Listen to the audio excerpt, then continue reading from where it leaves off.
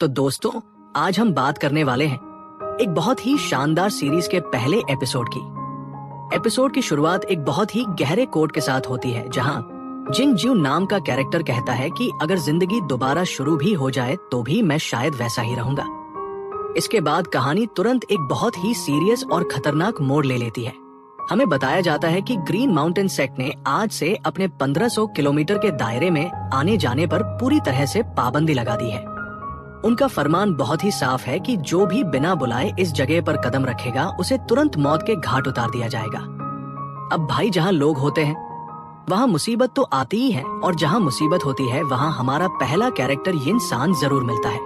यिन सान बहुत ही मजे से बैठकर एक गर्मा गर्म हॉटपॉट खा रहा होता है और एक बहुत ही फेमस कहावत बोलता है कि दुनिया में ऐसी कोई चीज नहीं है जिसे एक हॉटपॉट ठीक ना कर सके, और अगर फिर भी कोई प्रॉब्लम बच जाए तो 2 हॉटपॉट से काम बन जाएगा। वो बताता है कि ये कहावत अंडरवर्ल्ड कैपिटल में बहुत मशहूर है और कुछ लोगों का मानना है कि ये झाओगे नाम की जगह से आई है, पर उसे लगता है कि ये यी झाओ से शुरू हुई होगी।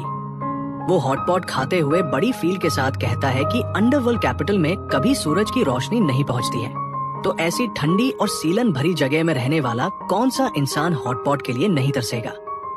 तभी वहाँ पर ग्रीन माउंटेन सेक्ट की एक बाहरी शिष्य जिसका नाम झाओ लाओयू है वो आ जाती है और इस यिन सान नाम के अंडरवर्ल्ड डीमन को रस्सियों से बांध देती है।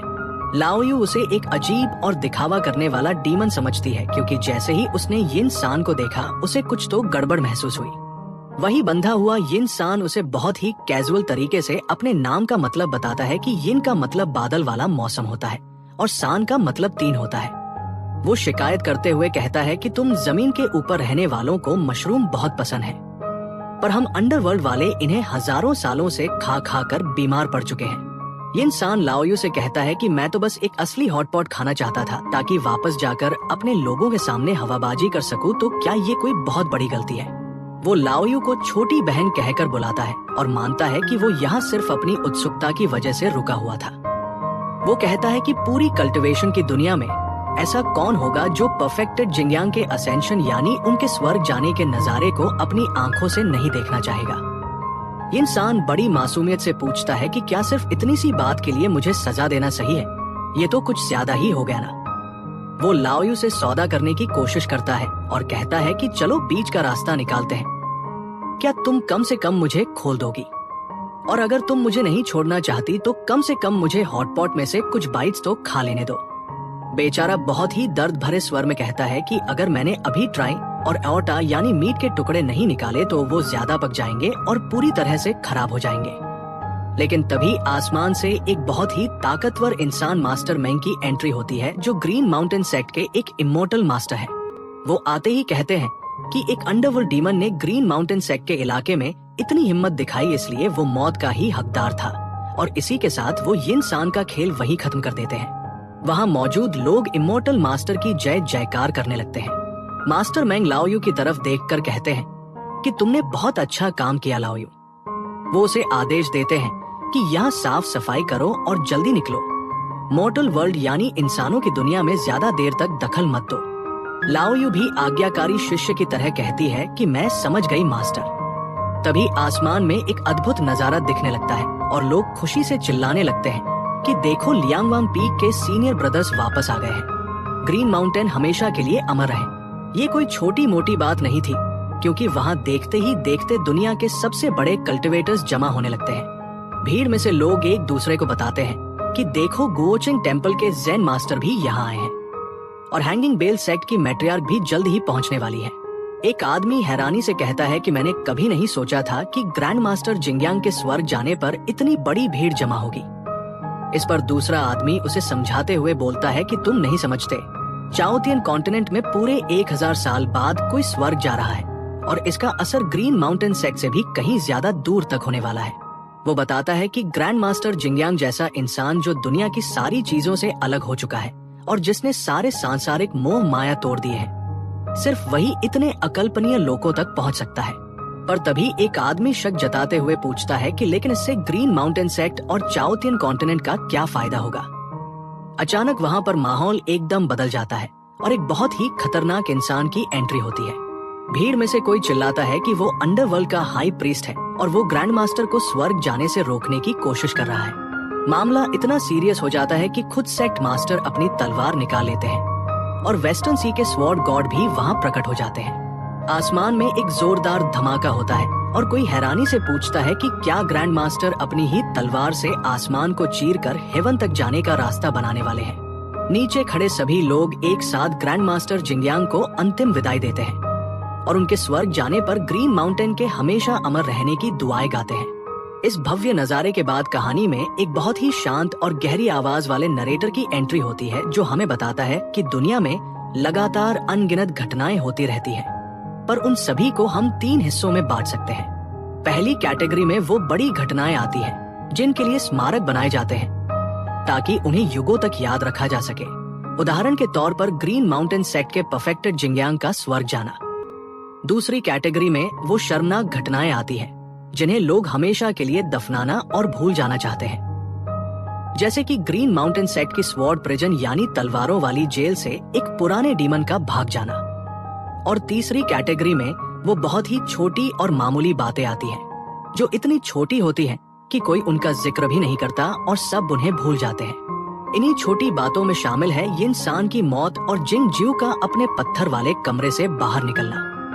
नरेटर बताता है कि सालों बाद लोगों को ये एहसास होगा कि ये सारी घटनाएं असल में एक ही कहानी का हिस्सा थी। हमें जिंग ज्यू नाम का लड़का एक गुफा जैसे कमरे से बाहर निकलते हुए दिखता है और वो आसमान की तरफ देखकर बहुत ही दुखी मन से कहता है कि मुझे इस बात से नफरत है, जिन मुझे तुमसे बहुत जलन हो रही है।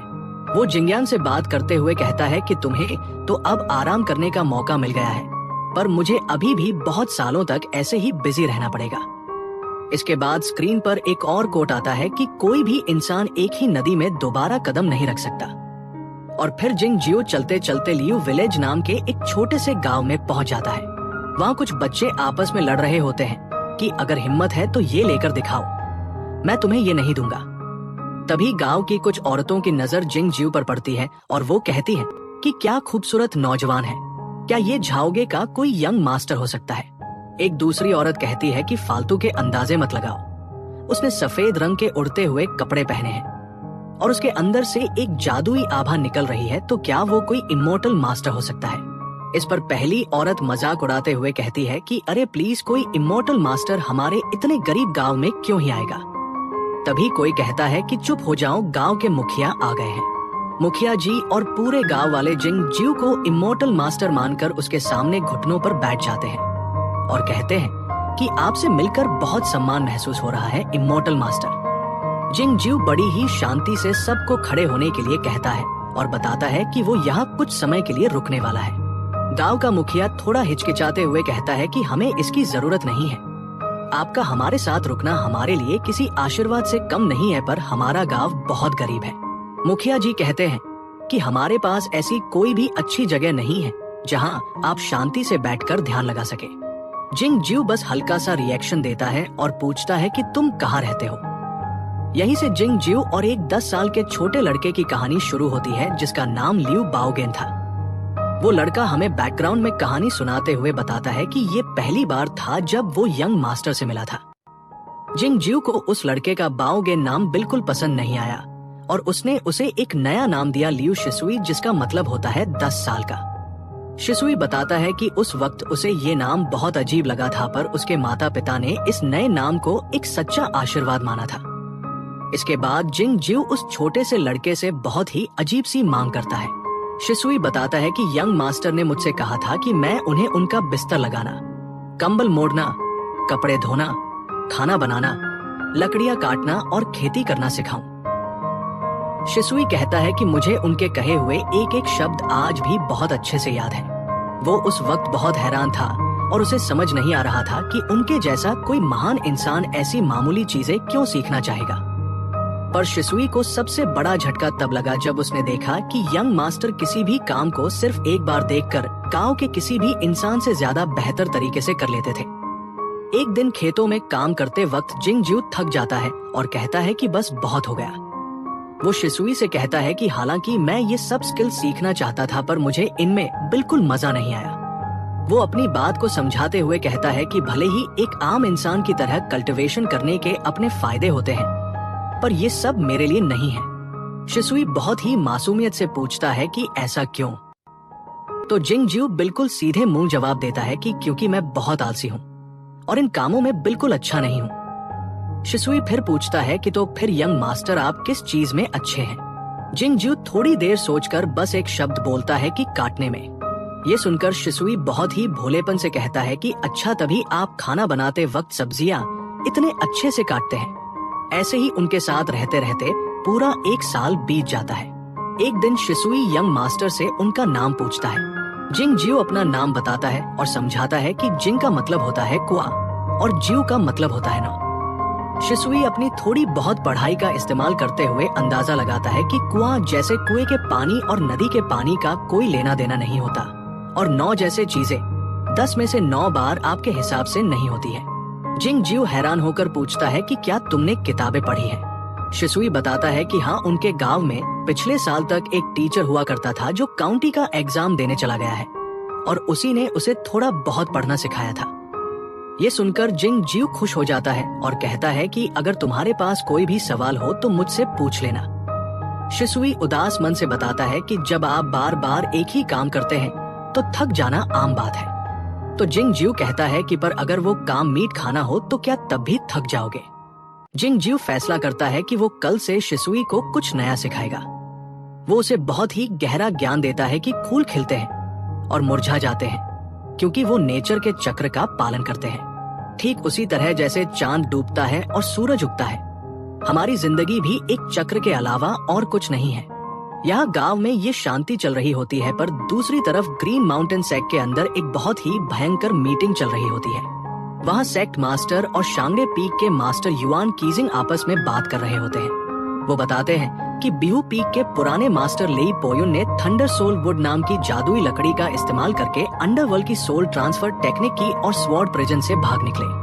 वो बताते हैं कि पूरी ग्रीन माउंटेन में थंडर सोल वुड सिर्फ बिहू पीक पर ही मिलती है और हाल ही में वहाँ से लकड़ी के 2 टुकड़े गायब हो गए हैं। युआन कीजिंग, जो कि तलवारों के न्याय के प्रभारी हैं, वो जोर देकर कहते हैं कि बिहू पीक का मास्टर होने के नाते लेई पोयुन इसमें जरूर शामिल था, पर वो अकेले स्वॉर्ड प्रिजन में बिना किसी की नजर में आए नहीं घुस सकता था।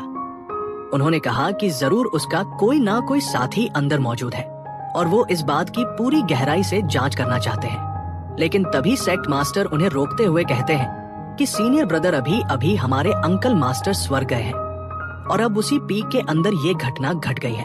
वो कहते हैं कि अगर हम अभी पूरी जांच करेंगे तो हर कोई घबरा जाएगा। सेक्ट मास्टर फैसला सुनाते हुए कहते हैं कि इस मुश्किल घड़ी में हमें बड़ी भलाई के बारे में सोचना चाहिए, इसलिए चलो इस मामले को हम यहीं पर खत्म कर देते हैं। अब भाई यहीं पर हमारा एपिसोड एक बहुत बड़े सवाल के साथ खत्म होता है। क्या ग्रीन माउंटेन सेक्ट का अपना सेक्ट मास्टर ही किसी गद्दार को बचाने की कोशिश कर रहा है और वो अंडरवर्ल्ड का डीमन जो जेल से भागा है वो बाहर जाकर क्या तबाही मचाने वाला है? साथ ही हमारा ये आलसी हीरो जिंगजियो, जो असल में बहुत ही खतरनाक इंसान लग रहा है, वो आगे चलकर इस छोटे से शिसुई को ऐसा कौन सा जादू सिखाएगा? ये सब जानने के लिए भाइयों अगले एपिसोड का इंतजार जरूर करना। चलिए मिलते हैं अगली वीडियो में।